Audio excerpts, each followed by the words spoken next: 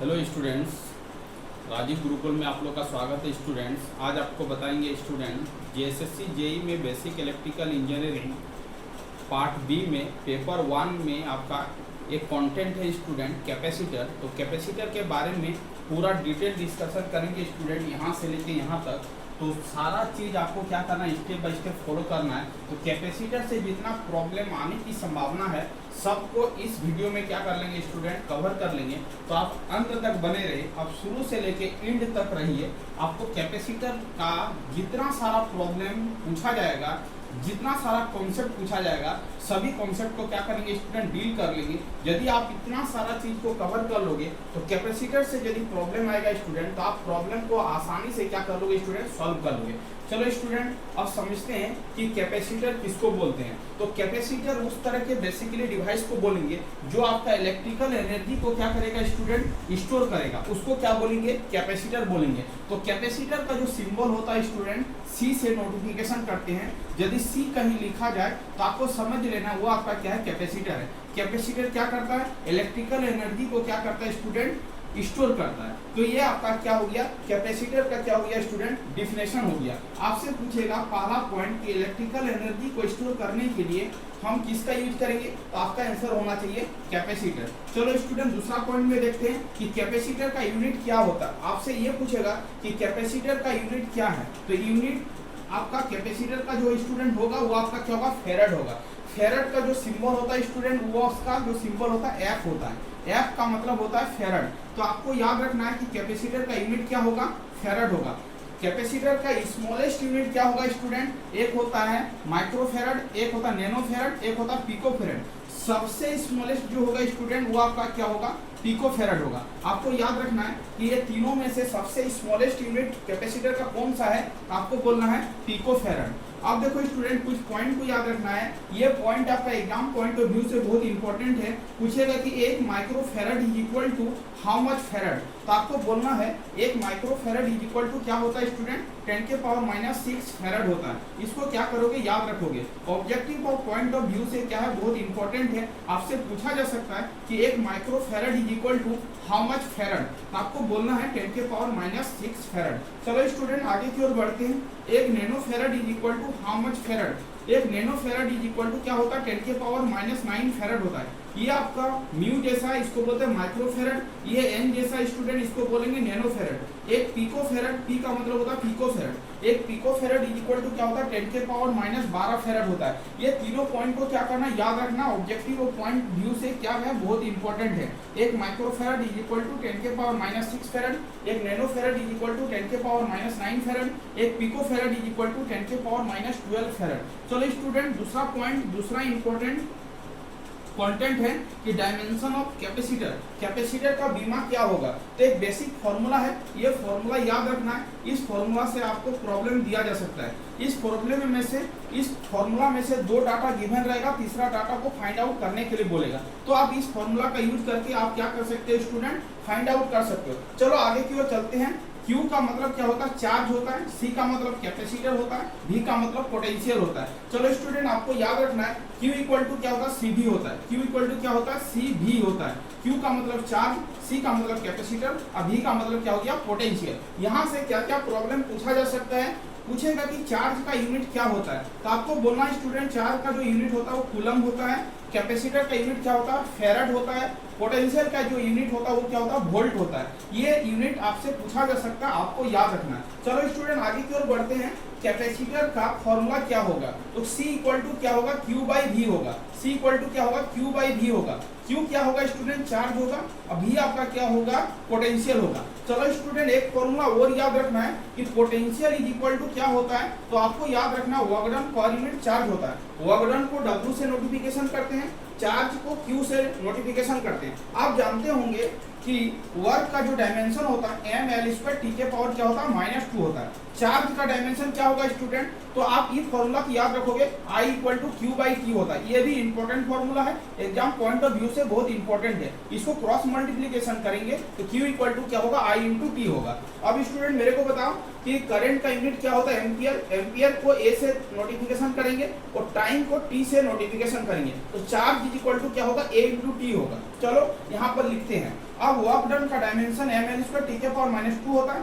Charge का dimension क्या होगा, ए इंटू क्या होगा, टी होगा। इस वैल्यू को क्या करेंगे, यहाँ पर पुट अप करेंगे तो पोटेंशियल का जो डायमेंशन होगा एम एल स्क्वायर टी के पावर -3 ए के पावर -1 होगा। ये भी आपका क्या है, इंपॉर्टेंट है। What is the dimension of potential, तो आपको बोलना है एम एल स्क्वायर टी के पावर -3 ए के पावर क्या होगा, -1 होगा। इस पॉइंट को याद रखना है। ये भी क्या है, डायमेंशन है पोटेंशियल का। ये आपका पोटेंशियल का क्या है, फॉर्मूला है, इसको भी याद रखना है। ये आपका कैपेसिटर का फॉर्मूला है। Q इक्वल टू क्या होता है, Q इक्वल टू क्या होता है, CV होता है। C का वैल्यू क्या होगा, Q बाई V होगा। इतना सारा चीज को आपको क्या करना है, याद रखना है। ये भी याद रखना, I इक्वल टू क्या होता है, Q बाई T होता है। Q इक्वल टू क्या होता है, I इंटू T होता है। ये भी इंपॉर्टेंट है। चलो स्टूडेंट अब समझते हैं।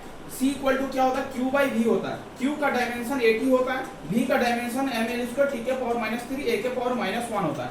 इस वैल्यू को यहाँ पर पुट अप करेंगे स्टूडेंट। तो पुट अप करने के बाद इसको सॉल्व करेंगे तो आपका कैपेसिटर का जो डायमेंशन होगा वो होगा m के पावर -1, l के पावर -2, t के पावर 4, a के पावर 2। ये भी आपका इंपॉर्टेंट कंटेंट है। इसको आपको क्या करना है, याद रखना है। आपसे पूछेगा कि कैपेसिटर का डायमेंशन क्या होता है, आपको बोलना है m के पावर -1, l के पावर -2, t के पावर 4, a के पावर 2। इसको भी क्या करना, याद रखना। चलो स्टूडेंट आगे की ओर बढ़ते हैं। एक कैपेसिटर का और बेहतरीन फॉर्मूला है। कैपेसिटर इक्वल टू क्या होता है, एप्सिलॉन a बाई d होता है। कैपेसिटर इसी चीज पर क्या करता है, निर्भर करता है, एप्सिलॉन a बाई d।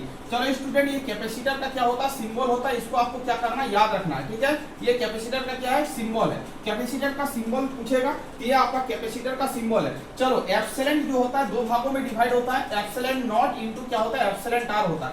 आप पूछोगे कि एप्सिलॉन नॉट का वैल्यू क्या होगा, तो आपको याद रखना है एप्सिलॉन नॉट का जो वैल्यू होता है 8.85 गुना 10 के पावर -12 फेरेड पर मीटर। ये आपको याद रखना है कि एप्सिलॉन नॉट का जो वैल्यू होगा वो आपका क्या होता है, कांस्टेंट वैल्यू होता है। ये ऑलवेज क्या रहता है, सेम रहता है। 8.85 गुना 10 के पावर -12 फेरेड पर मीटर। एप्सिलॉन नॉट का जो नाम है स्टूडेंट उसको बोलते हैं एब्सोल्यूट परमिटिविटी। एब्सोल्यूट परमिटिविटी का जो वैल्यू होगा 8.85 गुना 10 के पावर -12 फेरेड पर मीटर होगा। चलो एप्सिलॉन r का वैल्यू क्या होगा, ये आपका मटेरियल पर निर्भर करता है स्टूडेंट, किस मीडियम में है, मतलब वो मीडियम पर निर्भर करेगा। यदि एयर मीडियम होगा तो रिलेटिव परमिटिविटी का जो वैल्यू होगा वो आपका क्या होगा, 1 होगा। तो इसका एप्सिलॉन नॉट का वैल्यू आपको पता है। एप्सिलॉन r यदि एयर मीडियम में होगा तो 1 होगा, a बाई d होगा। तो कैपेसिटर का मॉडिफिकेशन फॉर्मूला स्टूडेंट क्या होगा, C equal to epsilon a by d होगा। अब यहाँ से प्रॉब्लम कैसे पूछेगा, यदि कैपेसिटर के बीच में, यदि दो प्लेट के बीच में यदि डिस्टेंस को बढ़ा देंगे तो डिस्टेंस बढ़ाने से कैपेसिटर का वैल्यू क्या हो जाएगा, घट जाएगा। यदि डिस्टेंस को घटाएंगे तो कैपेसिटर क्या होगा, बढ़ेगा। वही लिखे स्टूडेंट, यदि डिस्टेंस को इंक्रीज करेंगे, नीचे वाले फंक्शन को इंक्रीज करेंगे तो कैपेसिटर का वैल्यू क्या होगा, डिक्रीज करेगा। यदि डिस्टेंस को घटाएंगे तो कैपेसिटर का वैल्यू क्या होगा, इंक्रीज करेगा। यदि एरिया ऑफ द प्लेट का एरिया को यदि बढ़ाएंगे तो कैपेसिटर का वैल्यू क्या होगा, इंक्रीज होगा। ये सब चीज को याद रखना है। यदि एरिया को घटाएंगे तो कैपेसिटर का वैल्यू क्या होगा, घटेगा। इसका मतलब है एरिया का डायरेक्टली प्रोपोर्शनल है और डिस्टेंस का इनवर्सली प्रोपोर्शनल है। मतलब एरिया बढ़ेगा तो कैपेसिटर का वैल्यू बढ़ेगा, एरिया घटेगा तो कैपेसिटर का वैल्यू क्या होगा, घटेगा। डिस्टेंस बढ़ेगा तो कैपेसिटर क्या होगा, घटेगा। और डिस्टेंस यदि घटेगा तो कैपेसिटर क्या होगा, इंक्रीज होगा। इस फॉर्मूले से इस प्रॉब्लम को क्या कर लेंगे, सॉल्व कर लेंगे। तो ये भी पॉइंट आपका इंपॉर्टेंट है, इसको याद रखना है। ये फॉर्मूला को याद रखना है। ए का मतलब होता है एरिया ऑफ द प्लेट होता है, बी का मतलब होता है डिस्टेंस बिटवीन द प्लेट होता है, एप्सिलॉन नॉट का वैल्यू होता है एब्सोल्यूट परमिटिविटी होता है। इसका वैल्यू फिक्स होता है 8.85 गुना 10 के पावर -12 फेरेड पर मीटर। चलो स्टूडेंट एक फॉर्मूला और होता है कैपेसिटर का, C equal to 4 pi epsilon naught r।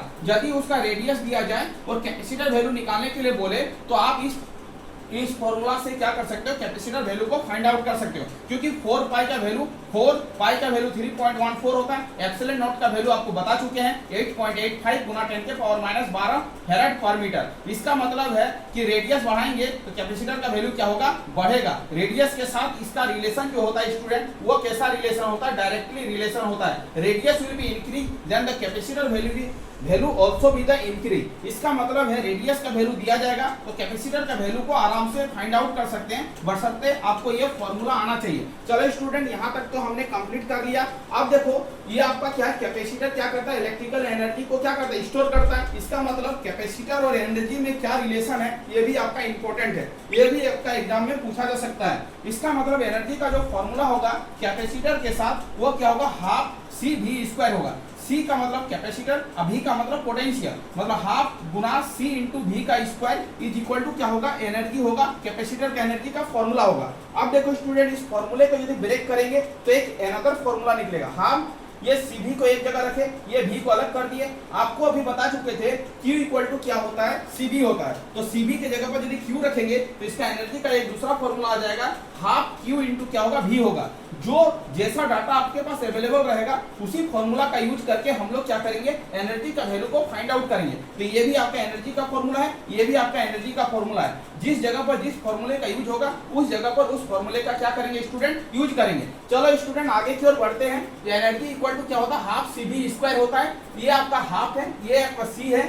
V के जगह पर हम क्या लिख सकते हैं, Q बाई C लिख सकते हैं। यदि हम V के जगह पर Q बाई C का होल स्क्वायर पुट करेंगे तो इसका जो मॉडिफिकेशन फॉर्मूला होगा वो हो जाएगा आपका half Q square into half Q square by क्या होगा, C होगा। इसका मतलब एनर्जी का एक फॉर्मूला ये है, एक एनर्जी का ये फॉर्मूला, ये आपका एनर्जी का फॉर्मूला है। इसका मतलब बेसिकली एनर्जी का आपका कितना फॉर्मूला निकल रहा है, 3 फॉर्मूला निकल रहा है। तीनों फॉर्मूला को क्या करना है स्टूडेंट, आपको याद रखना है। यदि आप तीनों फॉर्मूला को याद रख पाते हो तो किसी भी कॉन्सेप्ट पर यदि एनर्जी फाइंड आउट करने के लिए बोलेगा तो इस तीनों फॉर्मूला के हेल्प लेके हम क्या कर सकते हैं, कैपेसिटर का एनर्जी को फाइंड आउट कर सकते हैं। चलो स्टूडेंट, यहाँ तक हमने बताया कि कैपेसिटर इलेक्ट्रिकल एनर्जी को स्टोर करता है। कैपेसिटर का यूनिट फेरेड होता है। कैपेसिटर का स्मॉलेस्ट यूनिट माइक्रोफेरेड, नैनोफेरेड, पिकोफेरेड होता है। डायमेंशन क्या होता है कैपेसिटर का वो बताया, m के पावर -1, l के पावर -2, t के पावर 4, a के पावर 2 होता है। कैपेसिटर का एक फॉर्मूला था C equal to epsilon A by D, epsilon D equal to epsilon naught epsilon r होता है। एप्सिलॉन नॉट का वैल्यू फिक्स हो रहता है। ये पूछा जा सकता है कि एप्सिलॉन नॉट का वैल्यू क्या होगा, इसको टिक आउट करना है। ER का मतलब होता है रिलेटिव परमिटिविटी होता है। इसका मतलब है इसका एयर मीडियम में क्या होता है, 1 वैल्यू होता है। इसका मतलब C equal to epsilon A by D होता है। एक another formula C equal to क्या होता है, 4 पाई एप्सिलॉन r होता है। इसका मतलब कैपेसिटर रेडियस का डायरेक्टली रिलेशन है। अब देखो स्टूडेंट, यहाँ से हमने बताया कि यदि एरिया को इंक्रीज करेंगे तो कैपेसिटर का वैल्यू क्या होगा, इंक्रीज होगा। डिस्टेंस को इंक्रीज करेंगे तो कैपेसिटर क्या होगा, डिक्रीज होगा। डिस्टेंस को डिक्रीज करेंगे तो कैपेसिटर क्या होगा, इंक्रीज होगा। यदि एरिया को हम लोग डिक्रीज करेंगे तो कैपेसिटर का वैल्यू क्या होगा, डिक्रीज होगा। यहाँ से ही सब रिलेशन फाइंड आउट कर रहे हैं। एनर्जी का फॉर्मूला बता दिया, energy equal to half CV square होता है। Energy equal to half Q into V होता है। Energy is equal to half Q square by क्या होता है, C होता है।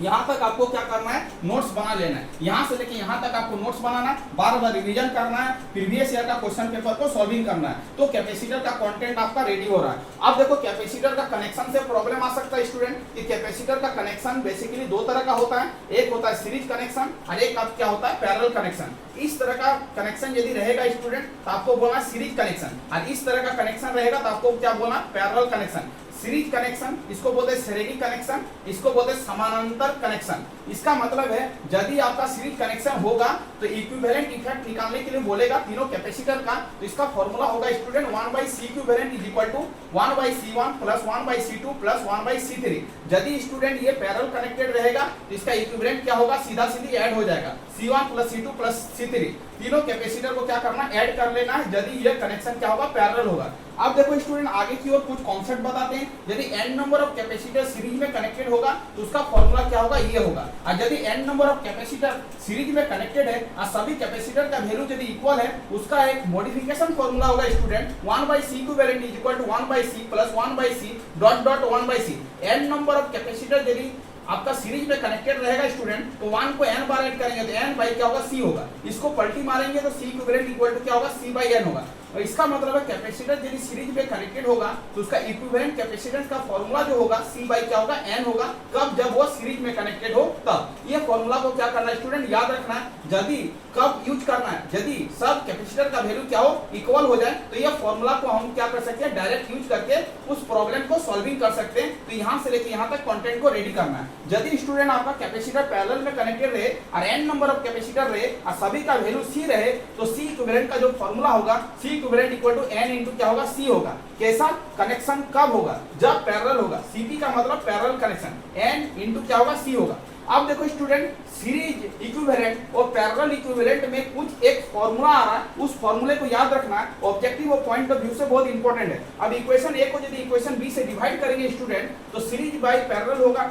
cs बाय cp और c by n dividing by nc होगा। इसको सॉल्व करेंगे स्टूडेंट तो आपका cs by cp is equal to 1 by n square हो जाएगा। इसको क्रॉस मल्टीप्लिकेशन करेंगे स्टूडेंट तो आपका एक फॉर्मूला निकल के आएगा cp is equal to n square into cs। इसका मतलब equivalent parallel equivalent effect of parallel connection is equal to n square multiply equivalent effect of the series connection. ये फॉर्मूला को याद रखना है। यहाँ से आपका डायरेक्ट ये ऑब्जेक्टिव पूछेगा कि सीरीज और पैरेलल का रेशियो क्या होता है, तो आपको बना 1 बाय n स्क्वायर के फॉर्म में रहेगा। तो आपको क्या करना है स्टूडेंट, यहाँ से लेके यहाँ तक कैपेसिटर का कंटेंट को क्या करना, रेडी करना है। क्योंकि पिछले वीडियो में बता चुके हैं रेजिस्टेंस से कितने सारे प्रॉब्लम क्रिएट हो सकता है। रेजिस्टेंस का डिटेल वीडियो बना चुके हैं, वो आपको क्या करना है, उस कंटेंट को भी रेडी करना है। और कैपेसिटर के बारे में आज पूरा डिटेल बता दिए, कैपेसिटर क्या करता है, कैपेसिटर का यूनिट क्या है, कैपेसिटर का डायमेंशन क्या होता है, कैपेसिटर का बेसिक फॉर्मूला क्या होता है, कैपेसिटर यदि सीरीज में कनेक्टेड होगा तो क्या फॉर्मूला होगा,